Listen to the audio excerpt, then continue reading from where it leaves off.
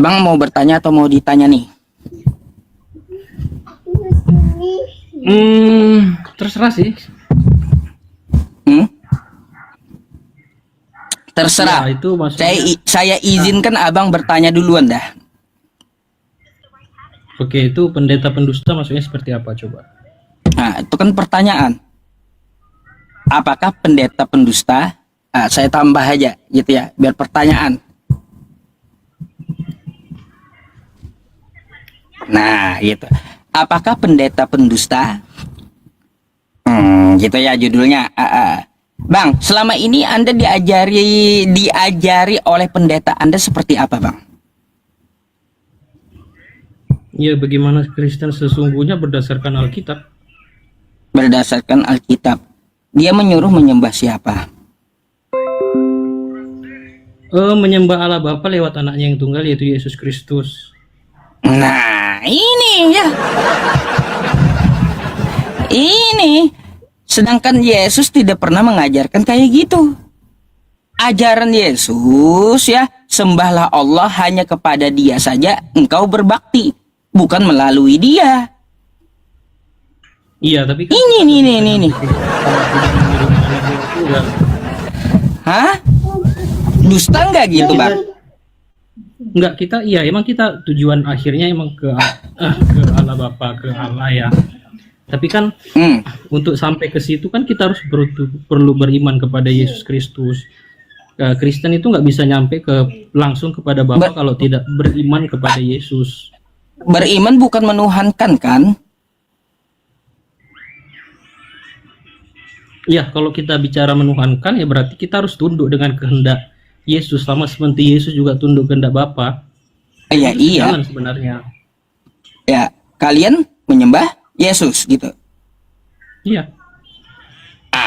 Kan beda udah. Beda, Bang. Salahnya coba. Apakah ajaran salahnya Ya, kayak gini, Bang ya. Salahnya kayak gini, Yesus menyuruh menyembah Allah. Lukas 4 nomor 8. Sembahlah Allah, kepada Dia saja engkau berbakti. Bukan sembahlah aku, kata Yesus. Terus juga dia mengutip Ulangan 6 nomor 4. Hai Bani Israel, Tuhan Allah kita, Tuhan itu Esa. Nggak ada Yesus teriak waktu dia diutus di muka bumi ini. Hai Bani Israel, Tuhan Allah kita, 3 dalam 1. Nggak ada. Ya, Anda nggak boleh putus sampai di situ. Kemudian kan juga dibilang itulah jalan kebenaran dan hidup. Tidak ada yang Ya betul, Bang. Bapa tidak melalui aku. Akulah jalan kebenaran dan hidup, kata Yesus. Tidak akan sampai kepada Bapa tanpa melalui aku. Betul, dia ngomong sama siapa? Sama Thomas dan Filipus. Karena ajarannya hanya untuk Bani Israel, hanya keturunan Yakub ajarannya. Hanya untuk keturunan Yakub di seluruh dunia. Coba Anda buka dalam Matius. Keselamatan itu tidak berlaku cuma untuk Bani Israel. Keselamatan Coba itu berlaku kepada ada Alkitab nggak, Bang? Ya udah kamu sebutin aja ayatnya, kan saya udah baca itu. Ayat 10, Matius 10 nomor 5 sampai 6. Ya, apa ayatnya? Nah, Abang masa nggak tahu? Ya, baca aja. Hah? Pemilik kitab masa nggak tahu, Bang? Iya, saya cuma satu device, saya nggak bisa buka dua sekaligus. Makanya saya tanya, adakah di situ kitab Abang gitu biar diambil, dibuka. Ya udah anda sebutin aja apa ayatnya di situ. Aduh, sayang sekali Bang Iman saja. Sampai saya minta bukakan sama saya. Jangan malas lah Bang baca kitabnya.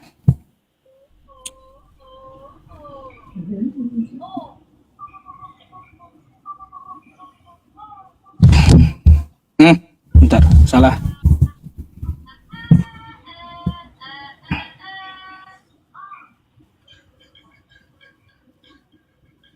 Matius 10 nomor 5. Nih, apa kata Yesus? Mari kita buka. Ya. Kata Yesus, ya, Yesus mengutus ke-12 rasul. Ke-12 murid itu diutus oleh Yesus dan ia berpesan kepada mereka. Ini pesannya nih, ya. Janganlah kamu menyimpang ke jalan bangsa lain. Satu, ya, tuh. Oke, nggak boleh bangsa lain ya. Atau masuk ke dalam kota orang Samaria. Melainkan pergilah kepada domba-domba yang hilang dari umat Israel. Tuh. Jadi kalau abang bukan Israel ya, nggak masuk gitu. Karena ajaran dia hanya untuk umat Israel yang hilang, yang terpencar ke seluruh bumi. Iya, tapi kan setelah ayat itu kan dia juga berfirman sebelum dia bangkit ke surga kan. Jadikanlah semua makhluk itu muridku. Jadi Anda juga tidak bisa bilang kalau bahwasannya keselamatan itu atau ajaran Yesus itu hanya untuk Bani Israel. Itu. Bang, jadikanlah semua gini, baik. Bang, jadikanlah semua bangsa muridku. Muridnya itu berbangsa apa, Bang? 12 orang itu. Bangsa Israel. Israel semua. Iya, tapi kan nggak cuman keselamatan itu juga bukan hanya untuk orang Yahudi, non Yahudi juga berhak menerima keselamatan itu. Kayak Dan gitu. ketika Hanya kita beriman kepada Yesus dan kita percaya bahwasannya dialah jalan dan keselamatan, ya tidak ada yang salah menurut saya. kalau untuk Israel bukan untuk global macam mana? Ajaran lokal berarti. Iya kan, Anda kan tadi menyebut bahwasannya dia datang untuk Bani Israel. Tapi Anda juga Bukan tidak saya, bisa Bang. putus di ayat Dia itu. yang ngomong di kitab Anda. Yesusnya yang ngomong dia hanya untuk Bani Israel, Anda bukan salah. saya. Tadi kan Anda yang membacakan, tapi kan kesimpulan yang Anda tarik bahwasannya di luar Israel tidak boleh menerima ajaran Yesus. Itu pemikiran Iya. Anda salah. Oh, salah, Bang. Bahkan di luar Israel disebut Yesus anjing loh. Mau ayatnya? Nih. Nih. Di luar Israel malah disebut Yesus anjing yang menyembah dan menuhankan dia.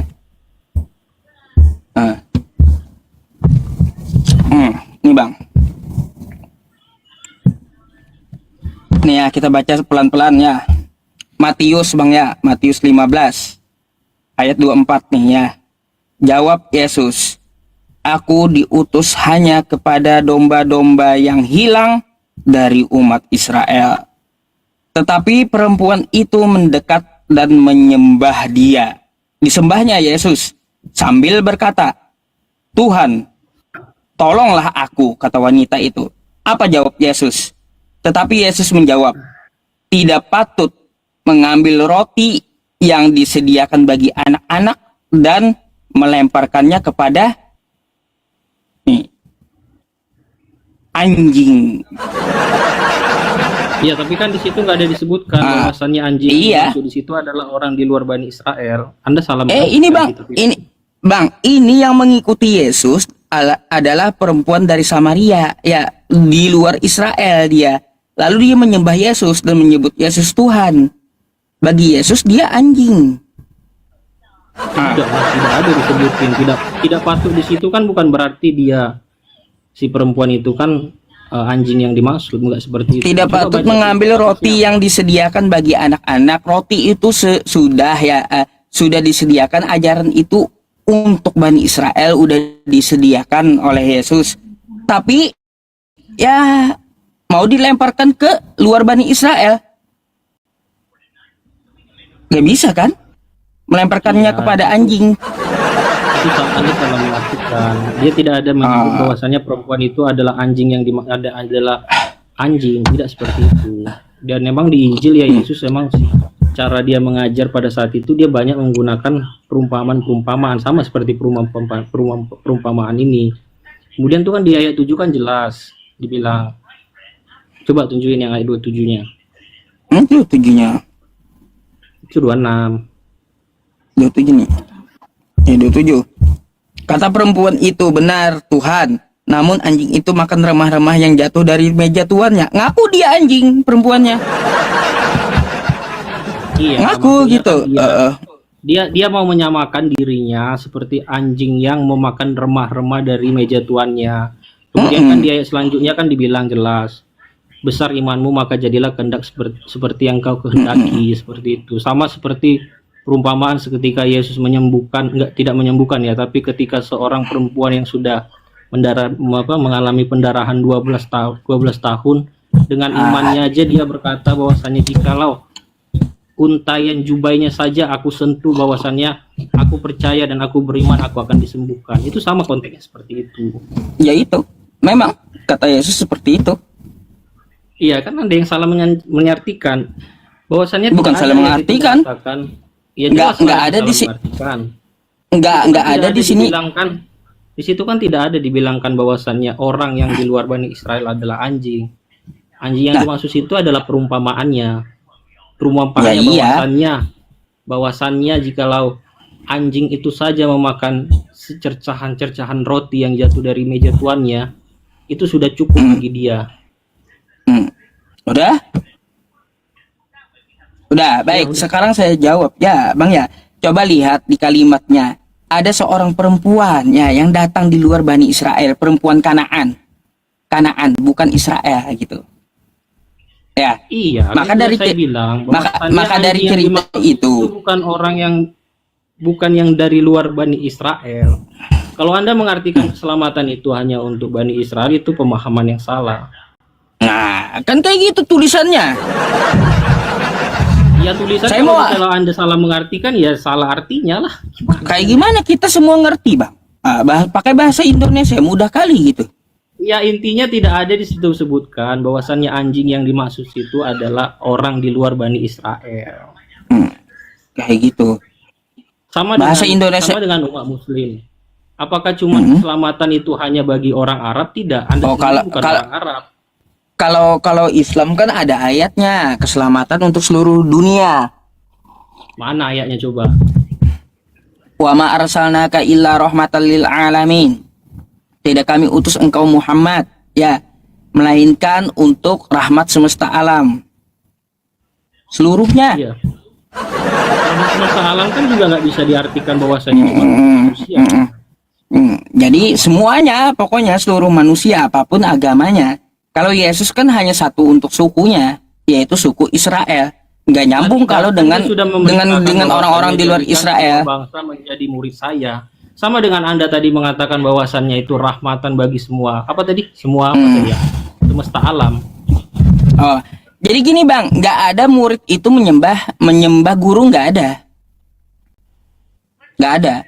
Kami nggak menyembah Nabi Muhammad, nggak. Nggak ada murid menyembah guru.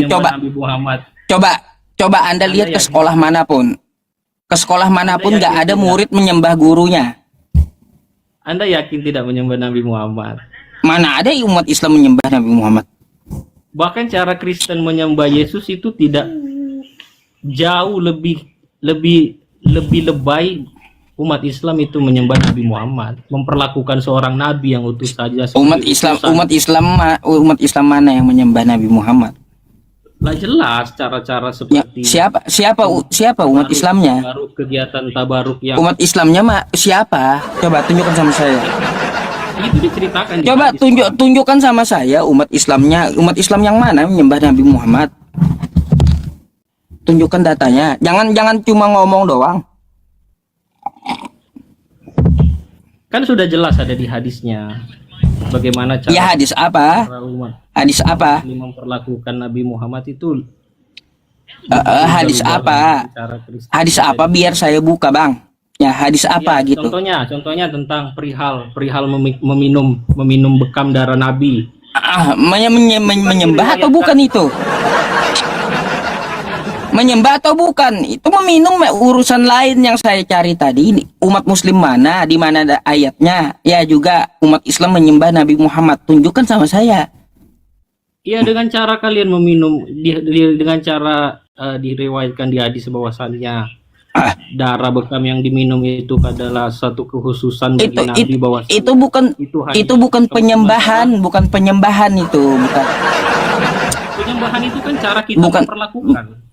Bukan penyembahan itu melakukan ritual kan kayak gitu. Tidak bukan kayak gitu.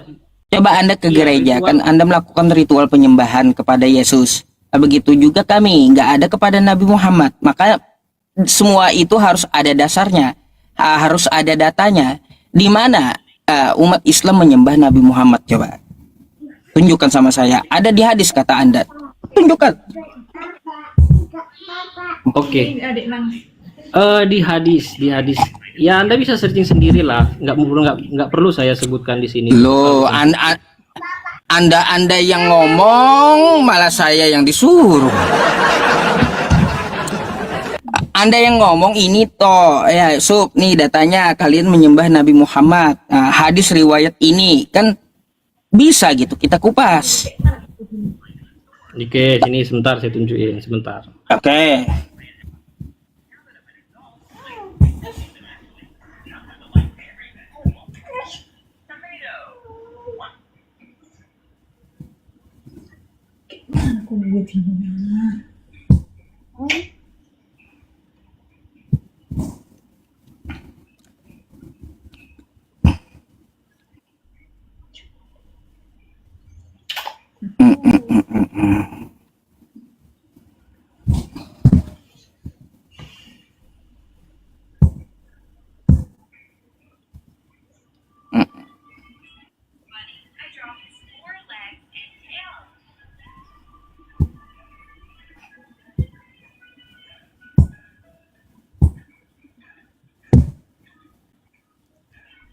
Kita suruh dia cari ya dalilnya. Umat Islam menyembah Nabi Muhammad. Saya kasih waktu.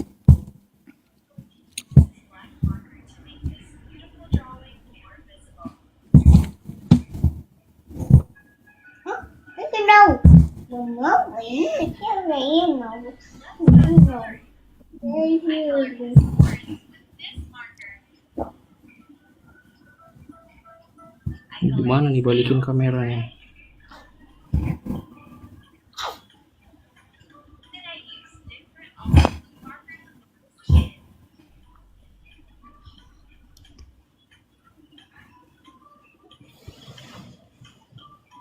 Di mana? Nih, aku diuraikan Baca. bahwa beberapa sahabat meminum darah Nabi. Mm-mm. Aku mendengar ayahku berkata bahwa ia pergi menemui Rasulullah Mm-mm.